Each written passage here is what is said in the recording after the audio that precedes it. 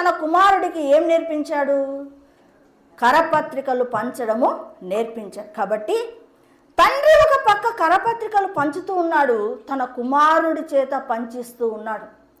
కాబట్టి మనం ఏం చేస్తామంటే మన పిల్లలను ఏదో సరైన మార్గములో పెంచాలని అంత హితబోధలు చేస్తాం, కానీ ఆ హితబోధలు మనలో మాత్రము ఉండవు.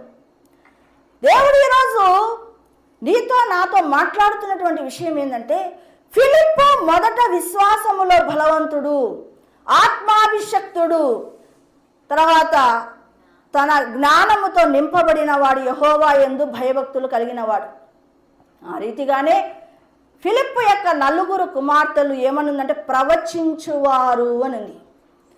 అభిషేకము పొందుకున్నప్పుడు ప్రవచన వరము వస్తుంది. అక్కడ ఎన్నో వరాలు ఉన్నాయి కదా, 9 కృపావరాలలో ప్రవచించు వరము కూడా ఒకటి. అంటే బిడ్డలు ఎటువంటి ఆత్మీయ జీవితంలోకి నడిచారు? మారు మనసు పొందారు, రక్షణ నిశ్చయితను పొందుకున్నారు, పరిశుద్ధపరచబడ్డారు, ప్రథమ ఫలముల పండుగను చేసుకున్నారు, అభిషేకించబడ్డారు.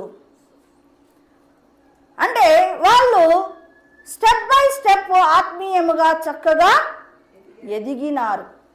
కాబట్టి మనలో ఉన్నటువంటి ప్రభావము మన పిల్లలలోనికి రావాలి. మనకు పెంచనీక రాదు. మనం ఏం చేయాలా?